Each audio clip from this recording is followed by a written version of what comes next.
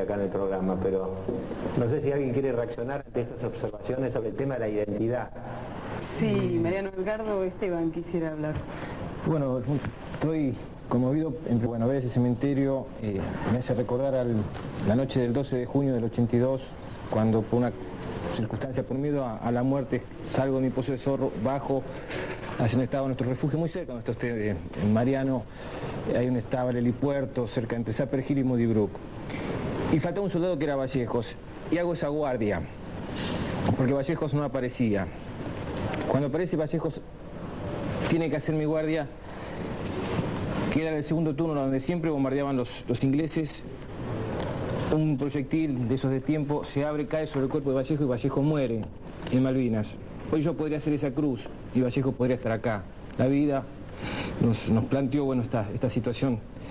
Y por eso recuerdo a la madre de Vallejos, a las madres que padecieron, las que perdieron sus hijos y las que padecieron la guerra, a los familiares y a los que murieron allá. Yo creo que hoy estamos viviendo algo que es fundamental, es tener sentido común, el sentido común que no hubo en el 82, por un capricho de Galtieri y del entorno de Galtieri, de querer tener un logro político para perpetuarse en el poder, ser Dios, manejar la Argentina, y gracias a eso hoy tenemos la democracia que tenemos y podemos debatir, disentir y participar de esto. Malvinas en 88 sentía que se usaba el sentimiento político que tenía la gente, que hoy tienen muchos, para una reivindicación personal y de los militares. Hoy siento que Malvinas es un negocio.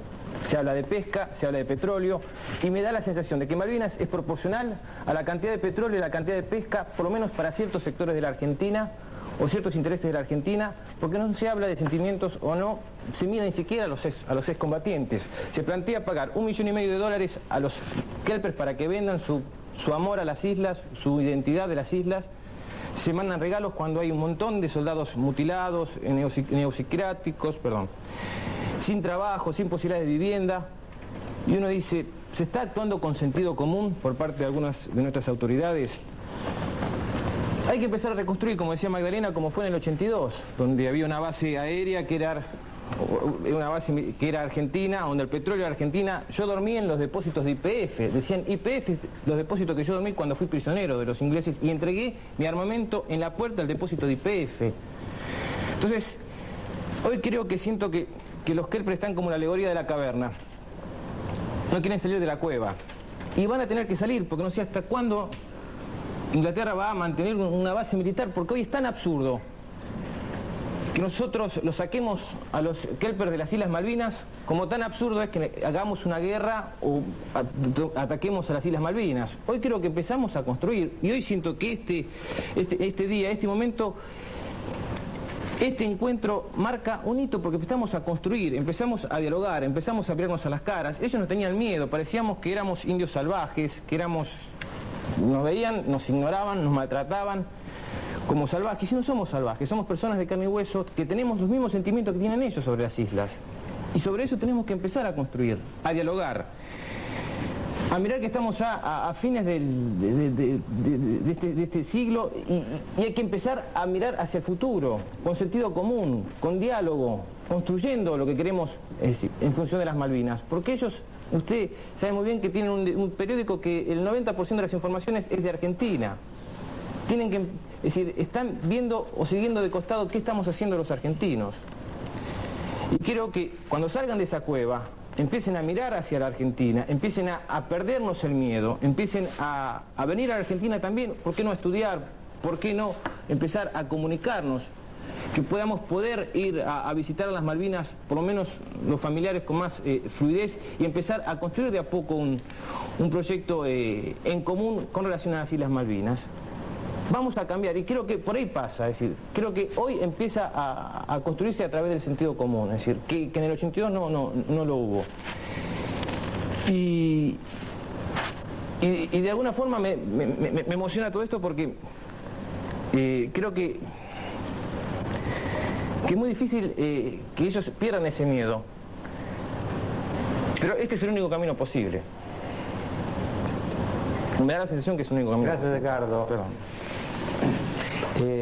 Vamos a ir a un corte, pero antes me estaba acordando de esa terrible línea de la poesía de Borges, cuando dice que el soldado inglés y el soldado argentino, que pudieron ser amigos, que hubieran sido amigos en circunstancias normales, llamémoslo así, fueron cada uno para el otro Caín y Abel. Cada uno fue un matador y una víctima.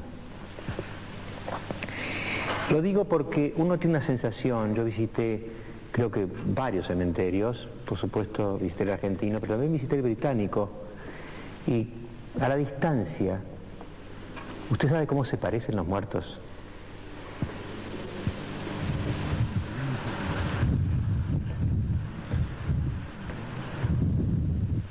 Estamos ahí dirigiéndonos al cementerio británico de San Carlos. Como yo les había dicho antes, hay pocos, hay 15 muertos. En el argentino hay 236, porque muchas familias británicas se llevaron sus muertos a Inglaterra y casi todas las argentinas los dejaron en las islas. Lo que más me impresionó cuando llegué a ese cementerio, porque ahí en las lápidas británicas, las cruces argentinas son más sencillas. Las lápidas británicas dicen, entre otros datos, la edad. Entonces empieza a leer 19 años, 20 años, 19 años. Y empieza a acordarse de algo terrible que dijo alguien, que no recuerdo ahora, que las guerras las deciden los viejos para que mueran los jóvenes. Porque cuando uno ve morir, que si yo me muero, uno vivió. Me acuerdo una vez que casi nos caímos en un avión sobre la cordillera entre Argentina y Chile. Estaba Frei el padre del Frei de ahora, ¿no? El anterior presidente. Y me dijo, mire, yo he vivido, si me moría ahora, pero yo pensaba en mi hijo. El hijo ahora es presidente de Chile. Y yo pienso lo mismo, cuando uno ve un muerto, un chico de 19 años, la sensación de mutilación, la sensación de despojo de toda esa vida que había por vivir, es desgarradora. También sentí ese desgarramiento en ese cementerio donde los chicos también tenían 19 o 20 años. Ya volvemos.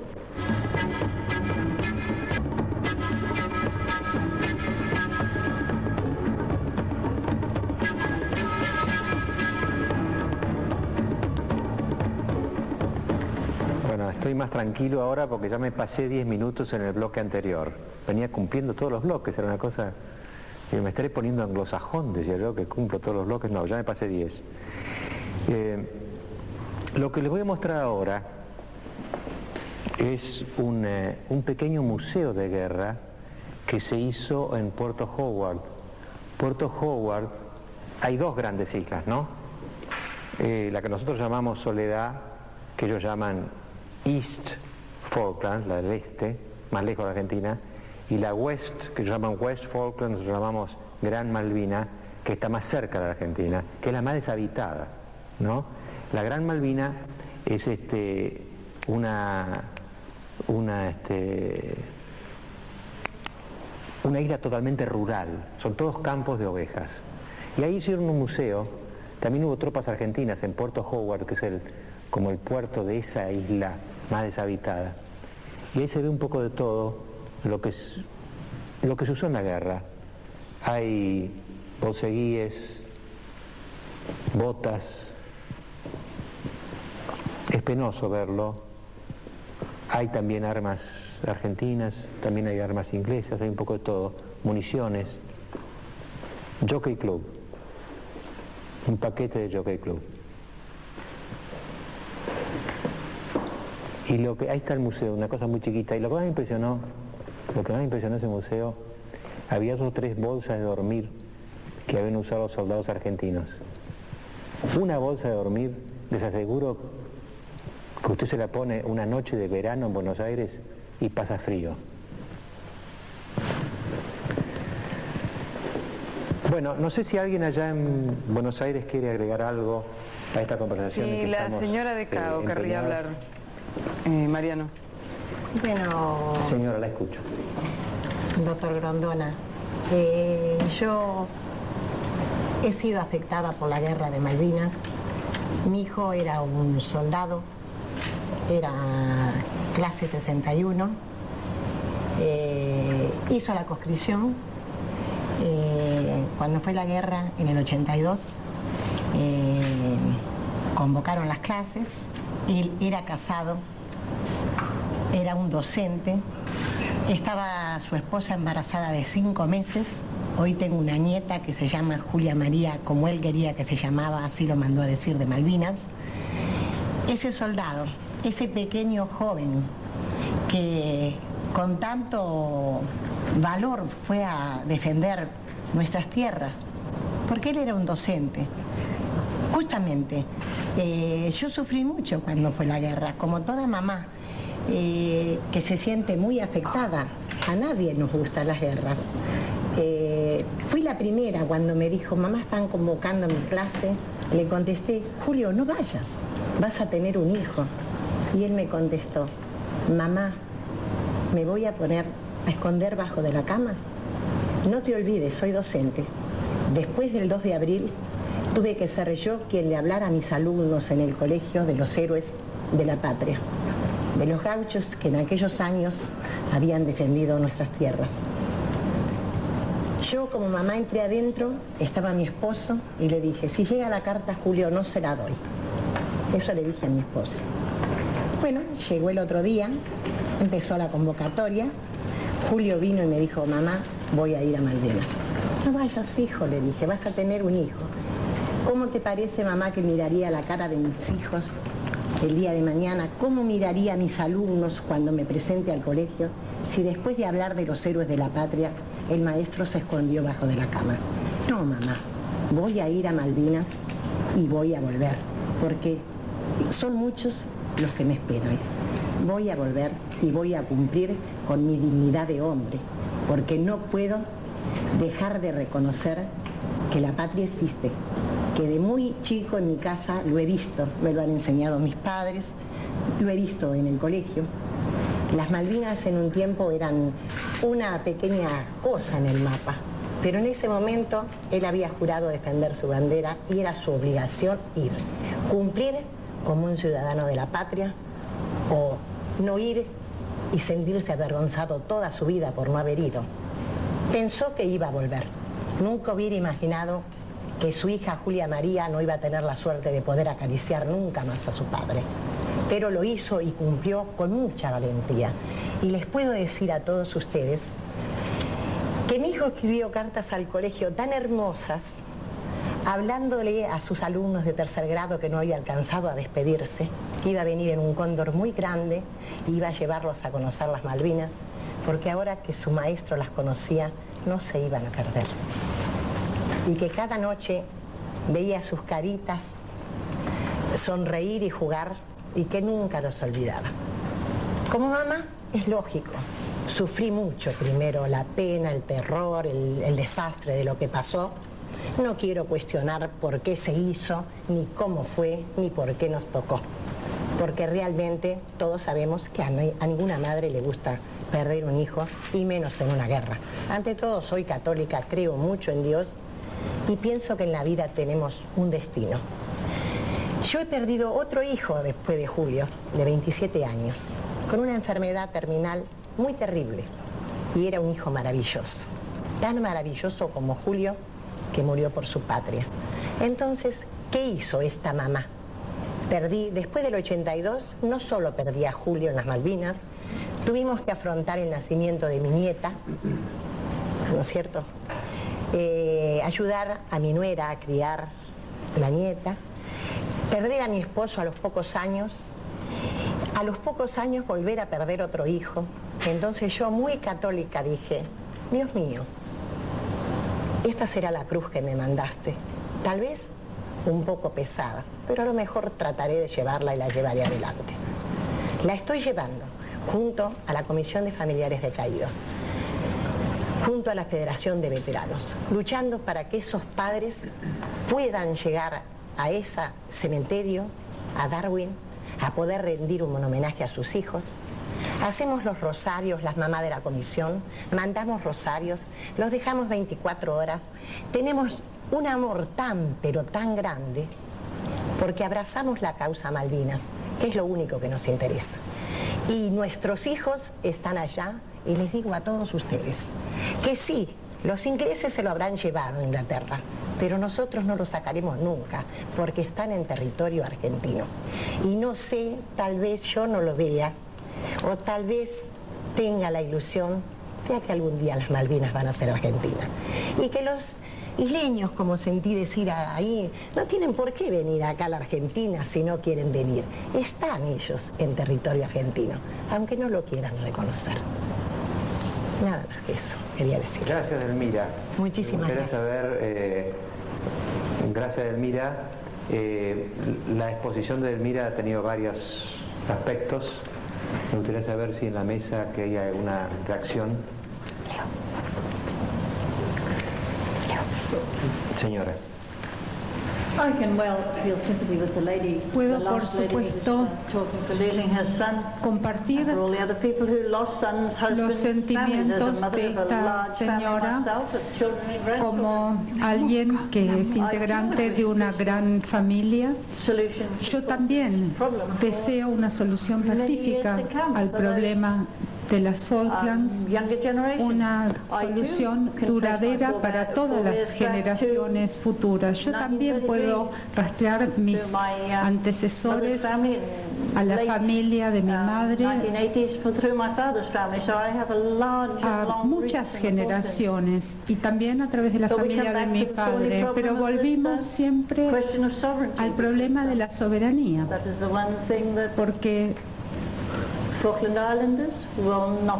este es el punto que no vamos a conceder. Así que, a menos que podamos encontrar alguna manera de resolverlo, tendremos que seguir hablando. No es que esté a favor de la guerra. Si lo podemos resolver hablando, me parece bien. Pero creo que ese es el problema de base. Estoy segura, doctor Grondona, que en el tiempo que ha pasado aquí, alguien dijo que estábamos dentro de una caverna. Bueno, no es así. Somos gente muy independiente, somos muy orgullosos. Simplemente queremos hacer nuestra vida, queremos hacerla en paz. Me parece importante, voy recogiendo en lo que dijo Delmira. Hay un pasaje que me llegó mucho, que es, yo lo comprendo, cuando un país hace lo que hizo Galtieri en el 82, un conscripto que lo convocan, ¿qué alternativa tiene, diríamos, para ser una persona digna? Me pareció muy importante lo que ella dijo.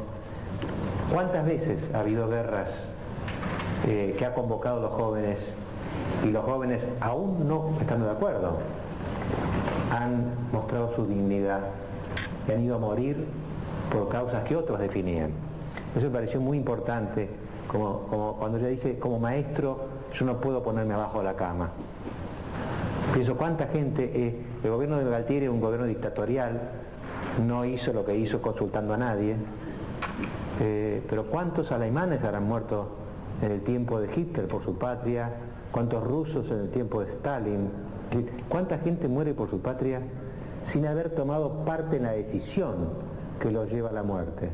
Y eso los hace para mí admirables como seres humanos. Y después lo que dijo, me parece a mí, la señora Allen, es muy importante, me parece, porque ella, en el fondo, no sé si lo interpreté bien, a ver si la interpreté bien. Ella lo que está diciendo es, mientras se hable de soberanía, el tema es como que se pone rígido y es como una pared. Pero después dijo, no sé cómo tradujo en castellano, pero looking for a way around. Es decir, busquemos algo que no nos ponga tan enfrente uno de los otros Y eso me parece que abre otro campo a la imaginación, me parece a mí. Pero alguien quería hablar acá. Mike.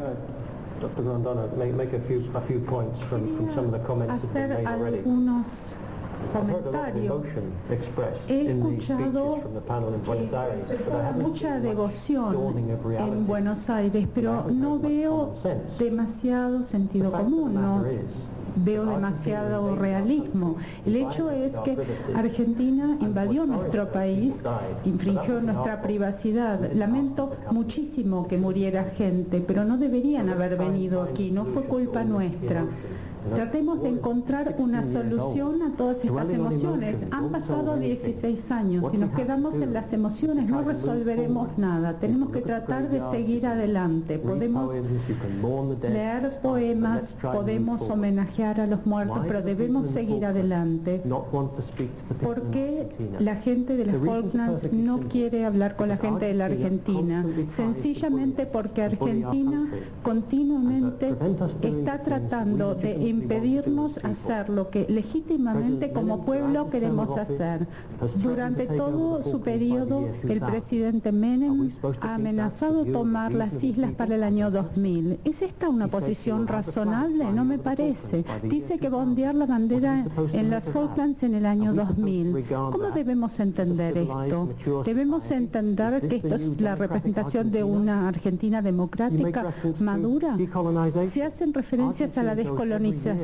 Todos los años Argentina se presenta ante la Comisión de Naciones Unidas para exigir que Gran Bretaña abandone una situación colonial en las Falklands. No lo es para nosotros, pero lo exigen. ¿Y qué quieren hacer? Venir a recolonizarnos, hacer de nosotros lo que no queremos. La realidad de la situación es que existe gente que vive aquí, que ha estado aquí desde hace muchas generaciones. Nosotros hemos construido este país.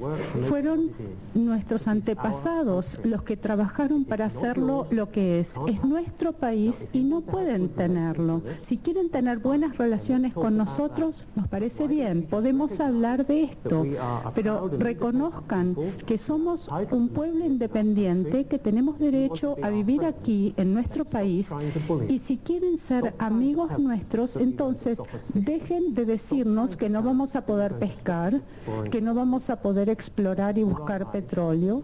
Déjennos vivir nuestra vida como una nación pacífica. Ustedes tienen mucha gente, mucha población. Déjennos hacer nuestra vida. Me gustaría saber si alguien en el panel allá, Lana, a ver si alguien quiere responder lo que ha dicho el consejero Summers. Sí, Mariana, el doctor Aleman quisiera hablar. Sí, este panel, los dos paneles inician obviamente un diálogo entre la Argentina y los isleños. Lo que hemos escuchado ha sido muy emocionante. Hemos visto los cementerios tan bien cuidados, tan prolijos, tan dignos, como se ha dicho acá, y hemos escuchado testimonios. Yo prefiero no hablar del conflicto en sí mismo, es parte de la historia. Pero les quiero decir a los isleños que yo creo que ellos están profundamente equivocados cuando dicen que no nos quieren permitir a nosotros viajar allá. Si vamos a tener diálogo, lo mínimo que tenemos que tener es el derecho de ir. Además, estimo que violan tratados al hacer esto. Ellos no son un país independiente, son una colonia británica, y Gran Bretaña tiene compromisos asumidos en tratados internacionales que respetan los derechos humanos, entre ellos el de transitar, el de hacer contratos, el de propiedad, y ellos los niegan. Yo creo que la forma de hacer el diálogo con ellos es evidentemente encontrarnos, discutir los temas. El tema de la soberanía no lo podemos tratar con ellos, porque ellos no son soberanos. El tema de la soberanía lo tratamos con Gran Bretaña, en Naciones Unidas o donde sea. Pero con los isleños yo creo que podemos tratar muchas cosas. Hay otra situación que, o por lo visto, ignoran. La Constitución Nacional desde 1994 ratifica el reclamo de soberanía, pero al mismo tiempo señala que la Argentina abandona el uso de la fuerza. Eso lo han dicho los convencionales está en la Constitución Nacional y es ley. Y todos los partidos políticos y todas las fuerzas de la sociedad continuamente han expresado que nuestras ansias de soberanía se harán por medios pacíficos y diplomáticos, no por medios violentos. Creo que este es un hecho nuevo, y si acá se ha dicho que para negociar es necesario conceder, creo que ya concedimos. Eso no tiene nada que ver con que sigamos pretendiendo, como creemos, en nuestro derecho justo de ser los soberanos. Ellos nos dicen que quieren seguir siendo británicos. No hay ningún inconveniente que lo sean. Acá en la Argentina tenemos viviendo con nosotros un sinnúmero de ciudadanos británicos que son habitantes de la República con todos los derechos que les corresponden como habitantes. Ellos pueden seguir siendo británicos, no hay ningún inconveniente. Pueden seguir hablando en inglés, nadie ha dicho que no lo puedan hacer. Pueden tener sus propias instituciones si quieren, pueden autoadministrarse, que aparentemente lo hacen muy bien. Creo que en eso no hay ningún inconveniente, nunca lo hemos puesto en discusión. Siempre hemos dicho que les respetaríamos los intereses de ellos, que su modo de vida, lo dice también la Constitución Nacional. De manera que yo creo que sobre esas bases podríamos entendernos y empezar a dialogar, pero no lo podemos seguir haciendo siempre desde un panel en Buenos Aires y otro panel en las Malvinas. Lo tenemos que hacer en alguna manera yendo y viniendo, que ellos vengan acá, que nos conozcan más, como lo hacían antes, y algunos de ellos incluso tienen propiedades en la Argentina, o lo podemos hacer los que quieran ir de la Argentina a nuestras islas, cuando quieran y como quieran, y los que quieran hacer negocios con ellos que los hagan. Esto yo creo que es lo principal en esta etapa de la conversación y de la negociación. Como dije, los temas de soberanía no se hablan con las islas, porque ellos no son soberanos, se hablan con Gran Bretaña. Pero los otros temas prácticos de la convivencia sí, los podemos conversar y buscar soluciones. Las hay, están si se quiere sobre la mesa, se pueden encontrar. Y creo que eso es lo importante, y tal vez este diálogo que estamos iniciando hoy en esta audición, tal vez sirva de alguna manera para abrir los espíritus, para conocernos mejor y para buscar soluciones prácticas en la forma como nos podemos entender. Bueno, yo estoy seguro que acaba de dar una respuesta en la mesa, pero tengo que ir a un corte. Siguiendo la lógica del programa, les voy a mostrar ahora las islas, cuando uno recorre, están llenas de recuerdos de guerra, cañones, aviones, cascos, aviadores que a veces tiraron y se salvaron, fueron eyectados, otras veces no. Pero toda esta especie de memorias de la guerra que uno encuentra por todos lados, son memorias como reliquias, diría yo. Es decir, inofensivas en definitiva. Un icono. ¿Cómo recuerda aquel 2 de abril o aquella gesta de Malvinas? Y bueno, por todo lo pasado con mucha tristeza, pero con signos de reivindicación por nuestras islas. ¿Cómo se vivían aquellos momentos tan lejos de la patria? Con mucho deseo yo creo de ganar, pero no fue así. ¿En su caso? En mi caso yo pertenecía a la agrupación de buzos tácticos, y de acá también con base en Mar del Plata.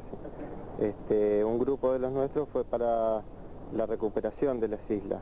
Nosotros realmente no tuvimos, excepto los grupos que estuvieron en la toma de las islas, después en el resto del conflicto no hubo demasiada participación.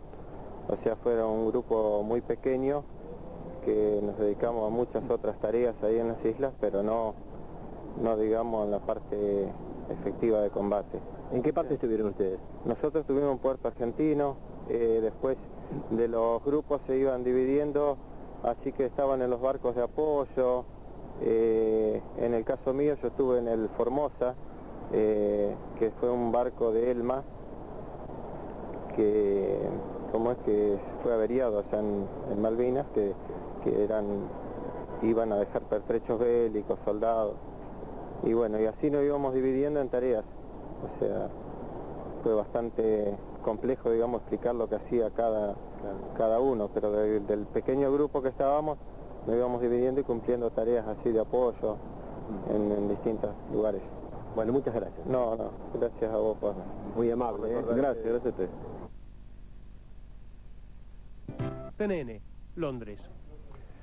Y si van a nuestro sitio en internet, www.cnnespañol.com, a mitad de la página van a encontrar en especial la Guerra de las Malvinas 20 años después.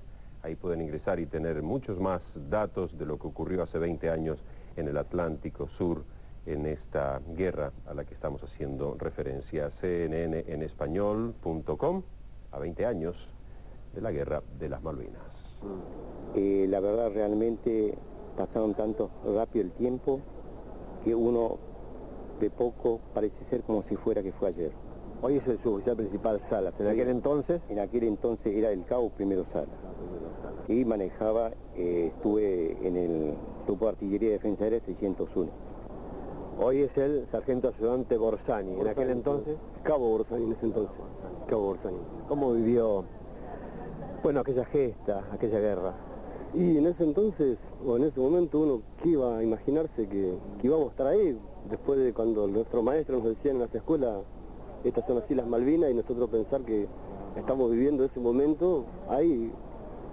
En este momento es grato recordarlo, pero en ese momento era un poco difícil vivirlo para la poca edad que teníamos nosotros en ese entonces, con 18, 20 años. Borsani, ¿cuánto tiempo estuvieron en Malvinas? Y aproximadamente casi 2 meses. ¿En qué parte? En Puerto Argentino. Puerto Argentino, sí. Sala también, ¿no? Sí, también. ¿Sí? Estuve también en Puerto Argentino. ¿Entraron en combate? El último día fue porque la retirada de las tropas argentinas, teníamos que darle nosotros un pequeño brecha para que ellos puedan poder llegar hacia Puerto Argentino, lo que estaba en primera línea. Entonces, nosotros con el material que teníamos nosotros, que era de 35 milímetros, le dábamos nosotros posibilidad para que ellos puedan retroceder hacia Puerto Argentino. ¿Tuvo bajas el grupo? Sí, el sargento primero René Pascual Blanco, los soldados de Lenciona, el cabo Busto, el teniente Lacharí, sí, que estaban con nosotros. Somos todos acá de defensa aérea. Muchas gracias. No, a usted. Muchas gracias. Gracias, Sala. Hasta luego. Muy bien. ¡Uno!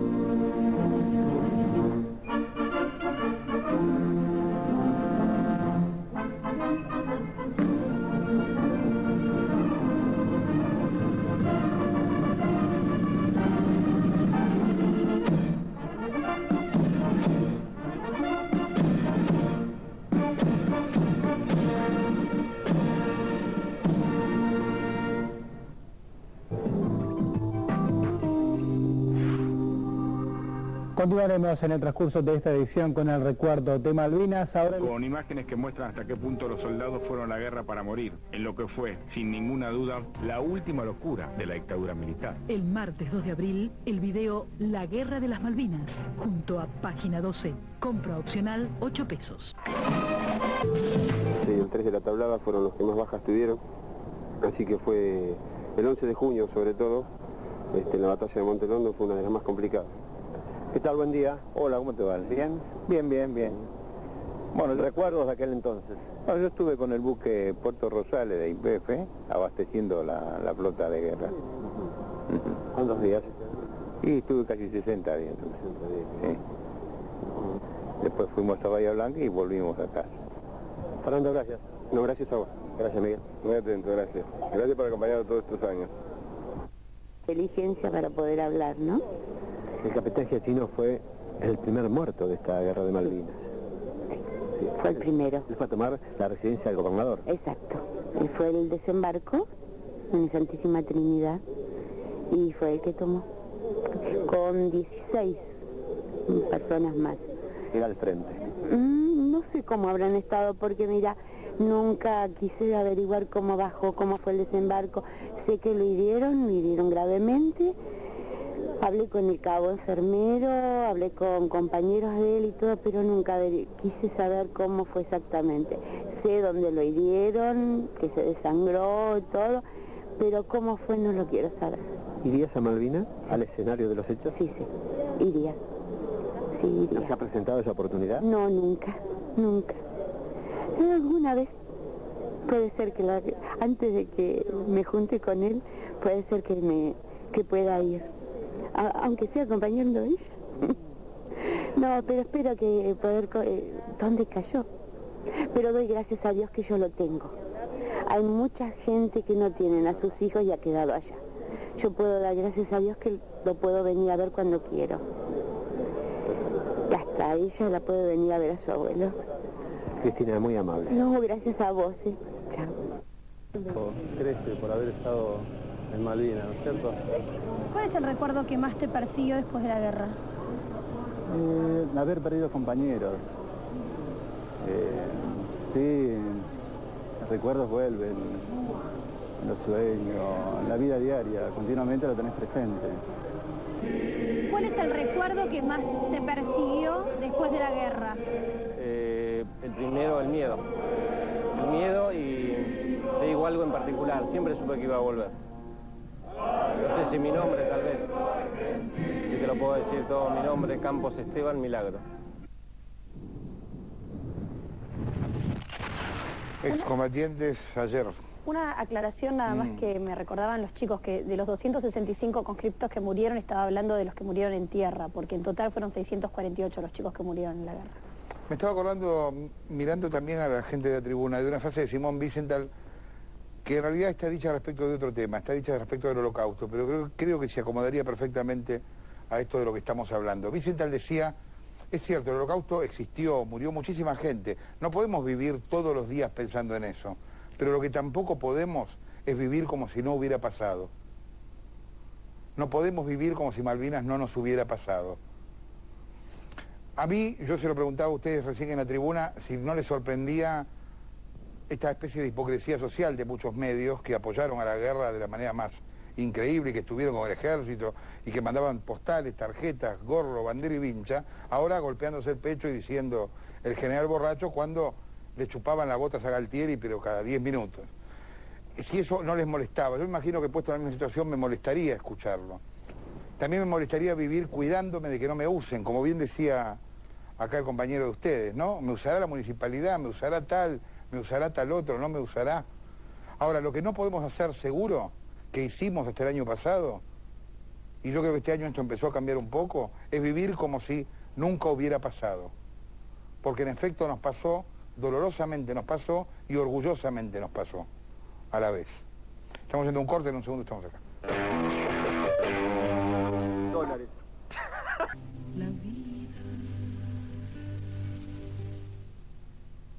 Página 12 presenta La Guerra de las Malvinas. Un documental exclusivo, con imágenes inéditas de Margaret Thatcher, de Leopoldo Fortunato Galtieri, con imágenes que muestran hasta qué punto los soldados fueron a la guerra para morir, en lo que fue, sin ninguna duda, la última locura de la dictadura militar. El martes 2 de abril, el video La Guerra de las Malvinas, junto a Página 12. Compra opcional 8 pesos. Noticia del día. Las luces, como que algo busca. Lograr armonía, donde haya errores que podamos lograr la verdad, donde haya dudas que podamos lograr fe, y donde haya desesperación que podamos lograr esperanza. La política de gobierno, sin embargo, resultó más difícil que la política opositora. Mientras comenzaba la nueva década, había pocas señales de esa recuperación económica prometida por los conservadores. A pesar de 2 programas destinados a estimular el comercio, la economía se estancó. En 1980, el desempleo se elevó en más de 800.000, el mayor aumento en un año desde la Gran Depresión. En el otoño, el Partido Laborista, los sindicatos obreros y muchos del propio partido de Thatcher le pidieron que dejara de permitir que las fuerzas de mercado gobernasen la industria y que retornara al sistema tradicional de gobiernos intervinientes en la economía. En octubre, la acosada primera ministra fue a la conferencia del Partido Conservador para enfrentar a sus oponentes. Desde la plataforma, ella dio uno de sus más famosos discursos. Ella no cambiaría, insistió, el curso de su política. Cambien ustedes si lo desean. La señora no acepta cambios. En diciembre ella tuvo oportunidad de probarlo. Cuando la Corporación Británica del Acero declaró prescindibles a 52.000 personas, los sindicatos respondieron declarando una huelga. Este sería el primer enfrentamiento significativo entre el gobierno de Thatcher y los trabajadores organizados. La disputa continuó durante 3 meses y aunque los huelguistas lograron muchas de sus exigencias, Thatcher había sentado las bases para un cambio fundamental en las relaciones entre el gobierno y los sindicatos. Ahora abandonarían los métodos tradicionales de trabajar juntos en busca de una solución. Las negociaciones se habían terminado. El conflicto se había iniciado. En 1981 no hubo grandes mejoras para la señora Thatcher. Los precios y salarios subieron ambos en un 20% en el año. Los impuestos aumentaron en el presupuesto y para el verano la cifra de desempleados alcanzó los 3 millones. Las colas de asistencia social se habían duplicado en solo 3 años. Thatcher también se vio envuelta en una guerra de nervios con el IRA. Los terroristas irlandeses encarcelados en la prisión Mace anunciaron el 1 de marzo una huelga de hambre. Pedían que el gobierno reconociera su calidad de políticos. La campaña la dirigía Bobby Sands, quien obtuvo una sorprendente victoria en relaciones públicas cuando, desde su celda, ganó la banca parlamentaria de Fermanagh y South Tyrone en una elección complementaria. Declaro que Bobby Sands ha sido debidamente electo para servir como miembro de dicho distrito electoral.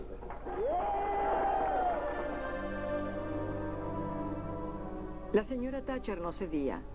Ni la presión política, ni los emisarios papales podían persuadir a ninguna de las partes a que cejaran. El 5 de mayo, Bobby Sands murió luego de 66 días de rechazar la comida. Desde ese día, el nombre de Thatcher estuvo a la cabeza de la lista negra del IRA. 9 huelguistas de hambre más murieron antes de que el IRA suspendiera la campaña.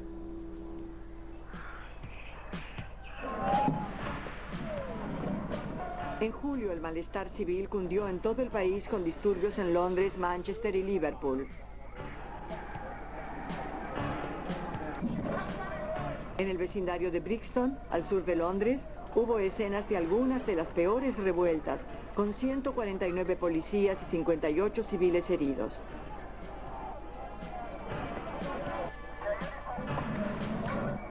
Bajo presión en la Cámara de los Comunes, Margaret Thatcher negó obstinadamente que el desempleo o la corrupción económica fuesen la raíz causante de los problemas.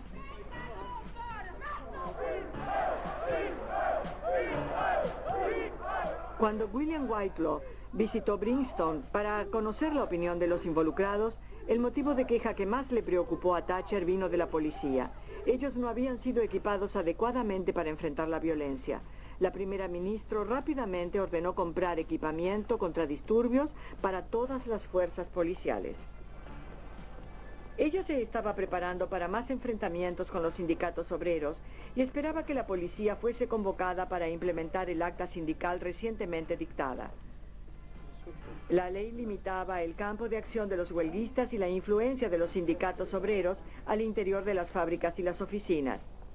Thatcher estaba decidida a que cuando llegara la inevitable confrontación decisiva, ella estaría en posición de ganar. Pero debió ceder en una discusión con los mineros ese año, temiendo que las reservas no fuesen suficientes para soportar una larga disputa. Sigilosamente comenzó a reunir reservas de carbón para el futuro, pero, por el momento, los mineros habían ganado una sustanciosa retribución y una victoria decisiva. Más que nunca, la señora Thatcher estaba contra la pared. Habían transcurrido 2/3 de su primer mandato y su revolución estaba lejos de ser segura. Con su partido estancado en un 30% en las encuestas, muy por debajo de los laboristas, la derrota en las próximas elecciones era una posibilidad real. El punto de cambio provino de una fuente inesperada, las Islas Falkland, a 13.000 kilómetros de distancia. El 2 de abril de 1982, la dictadura militar argentina del general Leopoldo Galtieri invadió las pequeñas islas Falkland, o las Malvinas, como Argentina las llamaba. Este grupo de islas, poblado por menos de 2.000 personas, es uno de los más lejanos puestos de avanzada del territorio británico. La soberanía de las islas había sido una fuente de discusiones entre ambos países por más de 2 siglos. Como el secretario de Estado de los Estados Unidos, Alexander Haig, había comenzado una serie de negociaciones, pocos imaginaban que Gran Bretaña iría a la guerra. Pero a medida que las esperanzas de una solución pacífica se perdían, el gobierno británico reunió una flota que incluía las 3/4 partes de la Marina y el crucero Queen Elizabeth. ¿Recuerdan lo que dijo la reina Victoria? Fracaso. Las posibilidades no existen. El 1 de mayo la pelea comenzó de veras.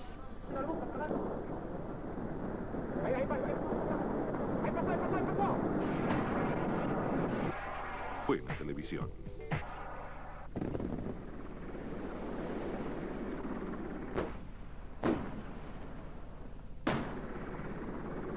El día 21, 5.000 soldados británicos emprendieron su asalto final.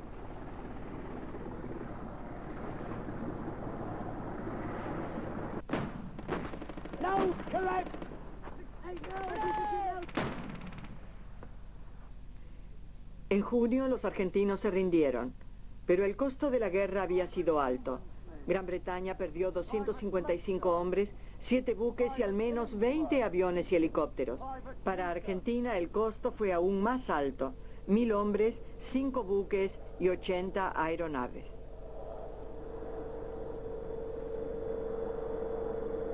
Surgieron preguntas sobre ciertos aspectos del manejo gubernamental de la crisis. Estas dudas, sin embargo, cayeron en oídos sordos. La guerra fue un triunfo para Gran Bretaña y para el gobierno. En la calle Downing, la primera ministra era una heroína.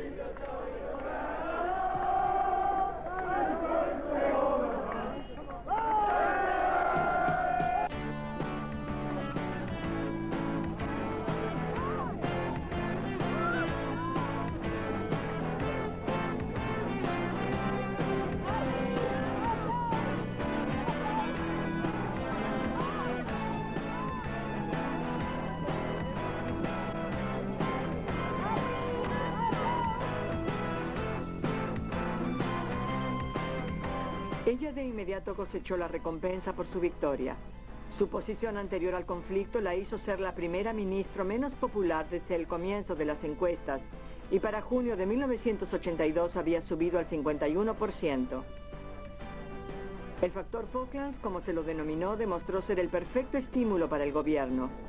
Más aún, el resurgimiento de Thatcher fue garantizado por las profundas divisiones que destruían al Partido Laborista. Por un lado estaban los que deseaban permanecer a la izquierda de un partido de centro. Por el otro, los que querían empujar al partido a la extrema izquierda para reflejar el movimiento de Thatcher hacia la derecha. El líder laborista Michael Foot, aunque un brillante intelectual, no gozaba de la confianza de un gran sector del electorado. Temían que fuese demasiado izquierdista. Se dice que su elección es la mejor noticia para la señora Thatcher. ¿Qué opina? ¿Quién puede ser tan tonto para decir eso? Como resultado del ascenso de la extrema izquierda, en 1981, 4 figuras clave del medio laborista, David Owen, Shirley Williams, Roy Jenkins y William Rogers, anunciaron que se iban del partido. La así llamada Banda de los Cuatro había decidido fundar un nuevo partido político, el Partido Demócrata Social, o PDS. Este sería uno de los hechos políticos más fundamentales de la Gran Bretaña de los 80. La política moderada del PDS obtuvo popularidad instantánea. En encuestas de opinión, el partido se destacó como una alternativa viable, tanto con los laboristas como con los conservadores, y tuvieron una serie de sorprendentes victorias en elecciones complementarias. Pero si el PDS confiaba derribar a Margaret Thatcher presentando al electorado una alternativa creíble, el tiro le salió por la culata. Ellos habían dividido el voto opositor. Los conservadores tenían curso libre en las próximas elecciones. En junio de 1983, los conservadores ganaron 144 bancas, una mayoría enorme. Fue considerado su mayor triunfo. Thatcher ganó las elecciones luchando con la fuerza de sus convicciones. Con eso y una economía en ascenso, obtuvo el mandato que necesitaba para seguir con sus reformas. Muchas gracias. Muchas gracias. Su primer objetivo, los sindicatos obreros. Cuando la Junta Nacional del Carbón anunció que declararía prescindibles a 20.000 mineros y cerraría 20 pozos en el transcurso de 1984, fue evidente dónde se libraría la batalla de Margaret Thatcher contra los gremios, y que su más feroz oponente sería Arthur Scargill, el presidente socialista de la Unión Nacional de Mineros. Él había decidido oponerse a esos cortes con una huelga nacional. El conflicto comenzó el 12 de marzo. Desde un principio la huelga fue encarnizada. El sindicato, determinado a detener toda la producción de carbón, instigó a formar piquetes masivos. Los mineros en huelga fueron enviados a minas de carbón donde había otros mineros trabajando para obligarlos a entrar en huelga o simplemente para impedirles la entrada a los pozos. Lo que se conoció luego como piquetes secundarios fueron mineros en manifestación afuera de las industrias asociadas y comercios. Thatcher respondió enviando a la policía para mantener la ley y el orden y proteger a quienes trataban de cruzar las líneas de piquetes.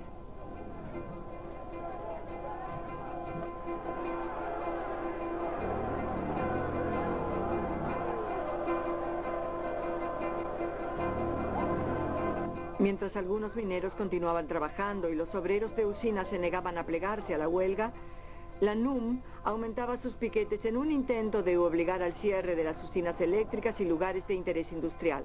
La tensión y la violencia aumentaban.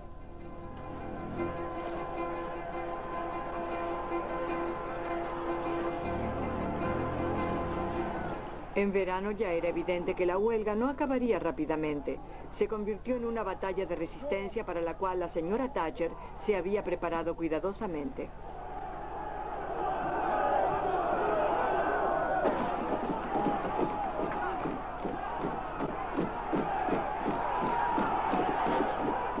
Para agosto, cerca de 6.000 personas habían sido arrestadas en piquetes. Las familias estaban profundamente divididas y las relaciones de las comunidades con la policía demorarían años en repararse, pero la señora Thatcher se mantuvo firme. En septiembre, los mineros que trabajaban formaron un sindicato aparte.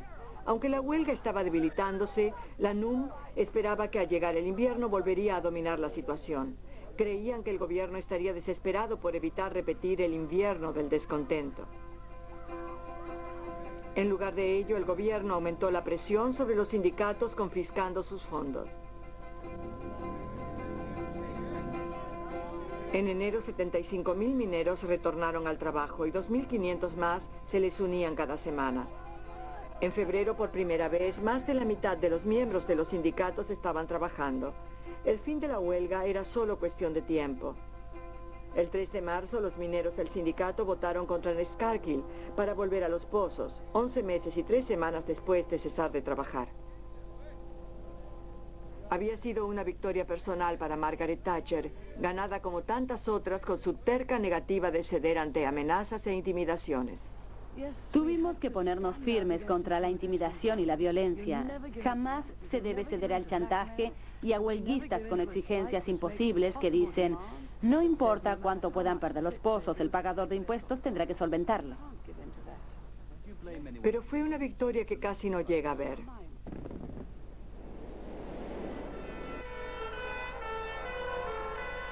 En octubre de 1984, el IRA trató de matarla en venganza por Bobby Sands. Volaron el Hotel Brighton, donde ella y su gabinete se alojaban para la conferencia del Partido Conservador. La señora Thatcher sobrevivió ilesa, pero 5 personas murieron y muchas más resultaron heridas. Este fue el peor ataque terrorista a la democracia británica en la historia del país. A la mañana siguiente, Thatcher dio un discurso para la conferencia como estaba planeado, negándose a demostrar temor o debilidad. Recién más tarde se permitió hablar de lo cerca que estuvo de morir.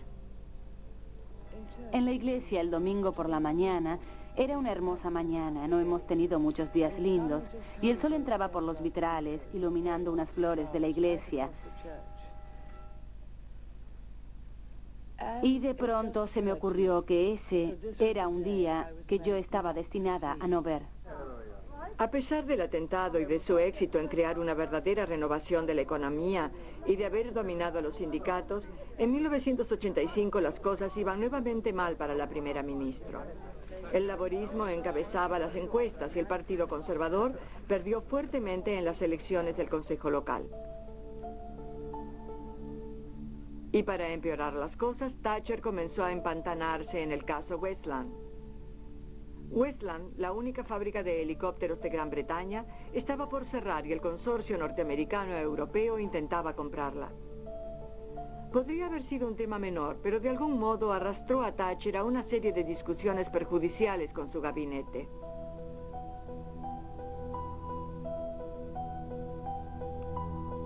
Para cuando el problema se resolvió, dos de sus más antiguos colegas de gabinete habían renunciado, Leon Brittan y Michael Heseltine. La mala sangre que había levantado con Heseltine se tornaría en su contra.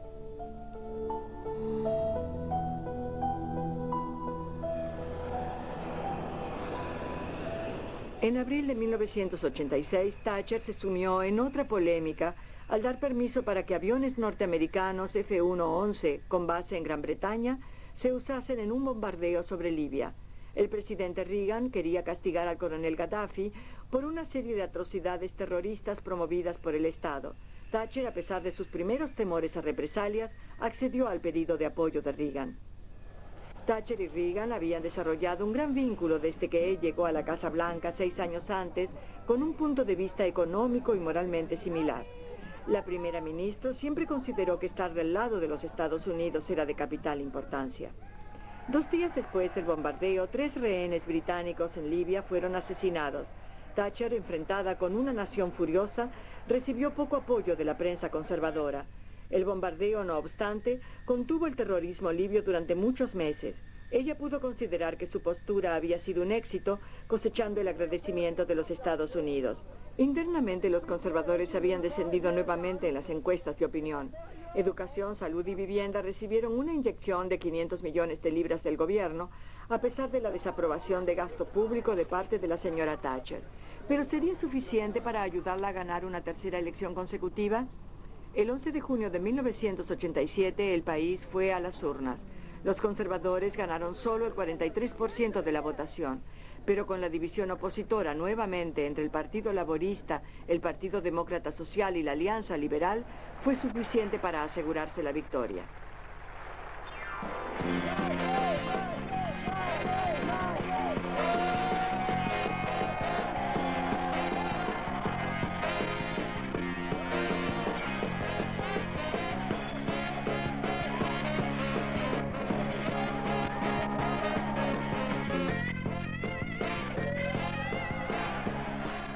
Si bien era un logro histórico ganar 3 elecciones seguidas como primera ministro, la alegría de Thatcher no duraría mucho.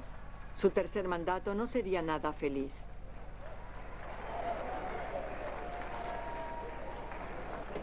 Para el otoño, el ministro de Hacienda Nigel Lawson advirtió que la economía estaba en peligro de recalentamiento. El renacimiento económico que soñaba la señora Thatcher comenzaba a resquebrajarse. 1988 comenzó con la entrada de Thatcher en los libros de los récords como la primera ministra británica que más duró en el siglo XX. Partidaria de no anteponer jamás los festejos al trabajo, no permitió ningún evento formal para la ocasión. Para Thatcher, el presupuesto que Lawson entregó más tarde ese año sería su forma de celebrar. Reducía radicalmente los impuestos, en total 6.000 millones de libras por año, y era la culminación de una década de desarrollo de política económica. Pero el triunfo de esta política no duró mucho. Con la economía en baja, Margaret Thatcher y Lawson comenzaron a discutir cómo corregirla y los votantes se volvieron contra los conservadores. El partido sufrió una serie de humillantes reveses. La derrota en una elección complementaria en Gales fue su peor pérdida contra los laboristas en 54 años. También se estaba formando una grieta peligrosa dentro del gabinete con relación a Europa, ya que la postura de Margaret Thatcher hacia el mercado común y la moneda única era cada vez más negativa. Con la señora Thatcher describiendo a la Comunidad Económica Europea como el imperio belga, era inevitable el choque con sus ministros pro-europeos, entre ellos Geoffrey Howe, el secretario de Estado, y Nigel Lawson, el ministro que la hacía sentir cada vez más frustrada. En el verano, Thatcher sacó a Geoffrey Howe de la Secretaría de Estado, departamento al que consideraba su hogar espiritual. A pesar de ser nombrado líder delegado, fue un descenso de rango evidente destinado a herirlo. Su reemplazante fue el relativamente nuevo miembro de gabinete, John Major. Ahora Thatcher había ganado enemigos con sus más importantes exaliados y algunos de los miembros más antiguos del partido, Geoffrey Howe, Nigel Lawson y anteriormente Michael Heseltine. En los meses venideros se encontraría peligrosamente aislada cuando el Partido Conservador comenzó a cerrar filas contra ella. A medida que corría el verano de 1989, los conservadores acariciaban la idea previamente inimaginable de expulsar a su más exitosa conductora en 100 años. A pesar de conducir a los conservadores en una década de poder ininterrumpido, en agosto Thatcher se encontró frente a un reto por el liderazgo. El hombre que se enfrentó contra ella fue Sir Anthony Meyer. Era un parlamentario de menor prestigio, sin experiencia ministerial, y se pensaba que no ganaría. Sin embargo, forzando una elección de liderazgo, él sondearía el nivel de oposición hacia Margaret Thatcher. La campaña de Meyer puso de relieve el estilo autocrático de la primera ministra, pero la verdadera preocupación para quienes querían el reemplazo de Thatcher era el creciente temor de que ella se hubiese convertido en un riesgo para el partido. Con ella al mando, los conservadores eran vistos como la encarnación de los valores de ella, los que eran mal vistos por el público. El día de la contienda, sin embargo, Thatcher se anotó una enfática victoria. Solo 60 parlamentarios conservadores votaron por Meyer. La primera ministra podría haber guardado ese episodio embarazoso bajo la alfombra, atribuyéndolo a nervios de mitad de periodo. Después de todo, ella había recuperado al partido en 2 ocasiones anteriores. Sus problemas, sin embargo, continuaban aumentando. En el otoño, Nigel Lawson renunció. Había sufrido ataques por la inflación, que estaba alrededor del 15%, y estaba furioso porque la primera ministra no aprobaba sus planes para controlarla. Con Lawson afuera, la señora Thatcher nombró a John Major ministro de Hacienda, otro dramático nombramiento. Evidentemente, Margaret Thatcher lo estaba preparando para ser su sucesor. A pesar de ello, no tenía duda alguna en su cabeza de que ella guiaría al partido en las próximas elecciones generales.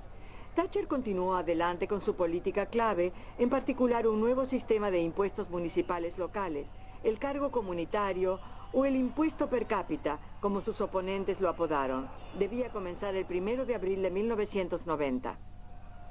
Un día antes, una gran manifestación contra este impuesto se realizó en el corazón de Londres, en la Plaza Trafalgar.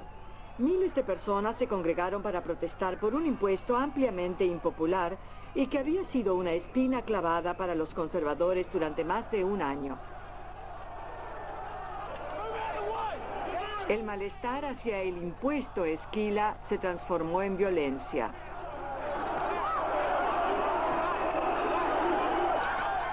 ...400 policías resultaron heridos y 339 manifestantes fueron arrestados.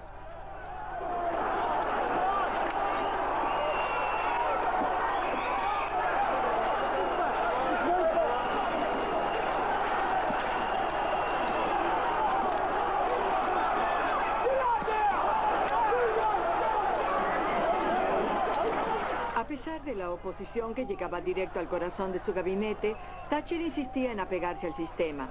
Cuando fue secretaria del Medio Ambiente 25 años antes, ella había prometido introducir reformas y estaba decidida a cumplir esa promesa. Pero no fueron los problemas locales los que decidieron el capítulo final del mandato de Margaret Thatcher. Fue Europa.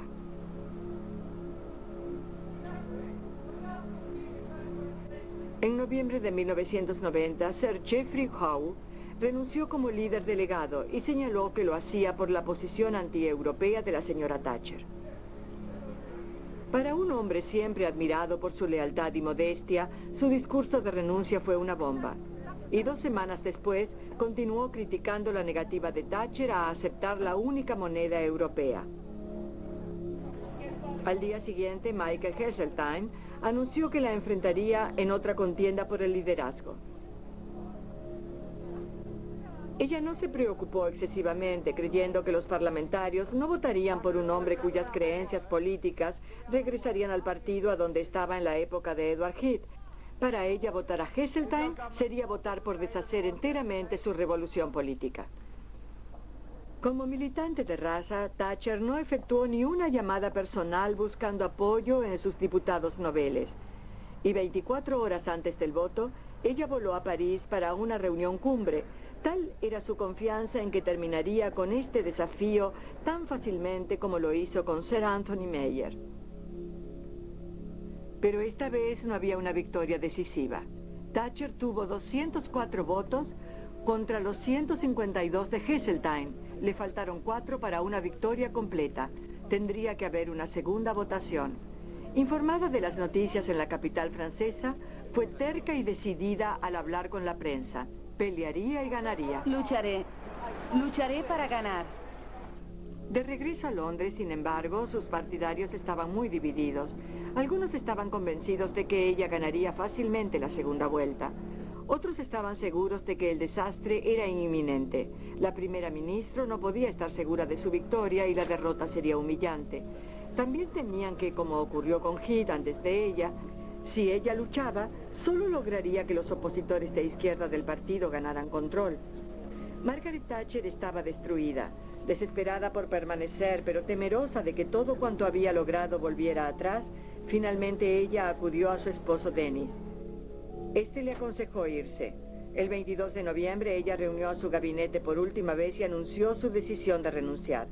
La mujer que no había perdido una sola elección desde 1951 no se arriesgaría a perder ahora.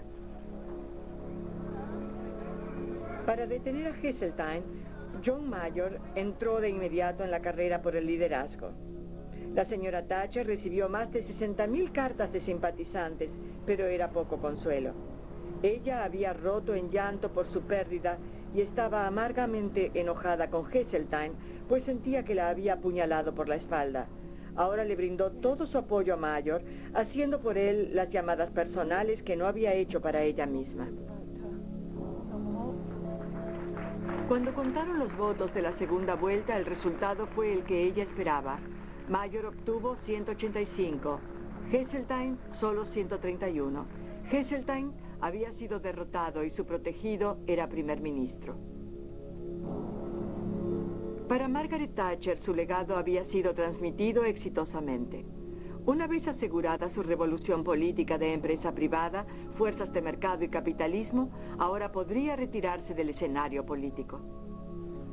Y estamos muy felices de dejar al Reino Unido en un estado mucho mejor que cuando llegamos aquí 11 años y medio atrás.